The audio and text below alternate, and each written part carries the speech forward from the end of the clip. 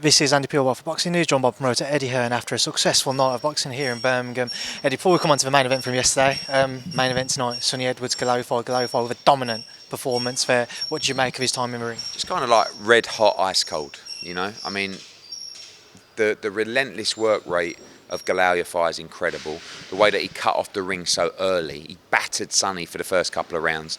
Sonny was brave, you know, he came back into the fight, but he was always getting beaten up by angles and body work. And, you know, you just saw one of the top fighters in world boxing tonight in Galaal, and, you know, it was a massive win. Obviously, there was a lot of talk about what Sonny was doing in between rounds in terms of his communication with his corner team, saying he didn't want to be in there, and obviously he's announced his retirement post-fight as well. What do you make of that and seeing what seemed distressing scenes? Yeah, I mean, when you're getting pummeled and you've already decided that tonight's going to be your last fight, it's quite easy to say, you know, sometimes you need that from the corner where you're being honest with them and say, just don't, you know, I mean, he was getting battered.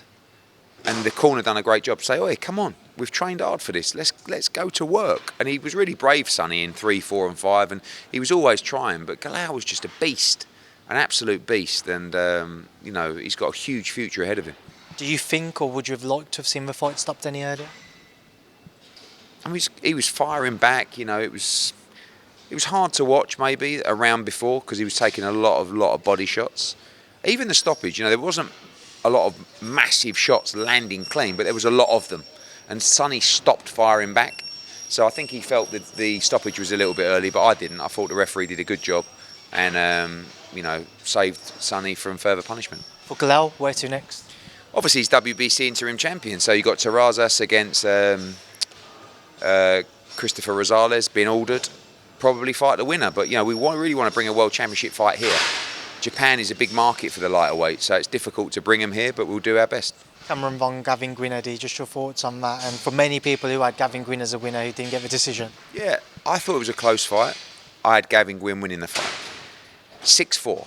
So it wasn't like it was a robbery, but like in the Bivol fight and like in the Madrimov fight, to not get a split or to not get a draw on one card, like I think Gavin Gwin can feel like he's been hard done by. It was a close fight. And I think Cameron Vong needs a lot of respect because he took a fight like that very early in his career and he'll learn so much from it. But I think, it's my job to be honest as well and say, when I got in the ring, I thought maybe we can squeeze a draw here. Do you know what I mean? But I did think Gavin deserved to win the fight tonight, and we will run it back 100%. If it's not the next fight, it will be the one after, because we can't just throw Cameron Vong. Maybe it was a step too early tonight, but he has to rematch Gavin Gwin, because otherwise people will talk about it for a long time, and he'll want to as well. Just a couple of the younger guys in the stable.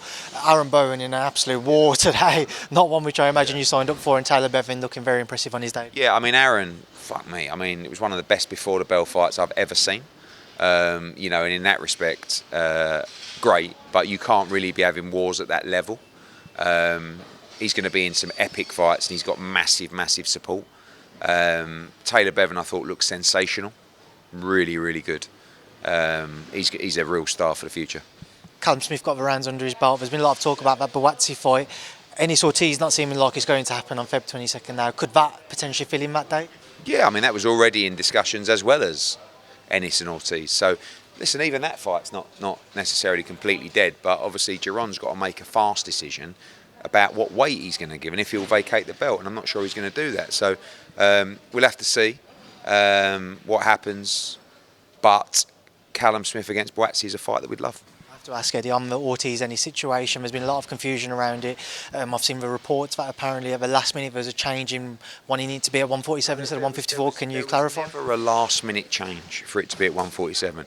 We received an offer about 3 days ago for the fight at 147. Not from us, not us trying to get the fight at 147. That is how it was written in the offer to us. We took it back to Giron. Obviously that's fine with us. We went back to them and say, yes, we'll accept, but are you sure this is at 47?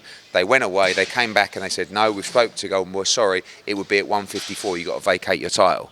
Okay, well, this is a big decision, we're going to have to go back. This was about 24, 48 hours ago. On Thanksgiving, we were asked to make a decision, and the answer was, I just don't know. I'm not ready to make a decision if I'm going to vacate my belt. And that's it. And that's all it is.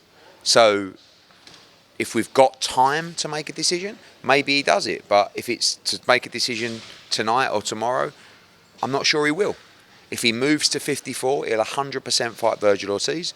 If he doesn't, he'll unify at 147, and that's over to him. Last one already. Boots has actually tweeted that he didn't know anything about in terms of negotiations going on. There's been no negotiations. All we did was receive an offer about 3 days ago. So all this stuff from, we've been in we haven't. We received an offer to do the fight at 47. We accepted, we went back, we checked. We were then told it was 54. And we said, okay, well, we've got to talk as a team to decide if we're going to go to 54. But what you're not going to see is him go to 54 and not fight Virgil Ortiz. I promise you that. Good night of a row last night. Unbelievable. Bit difficult on the old 5K this morning. Cheers, Ed. Cheers, mate. Bye.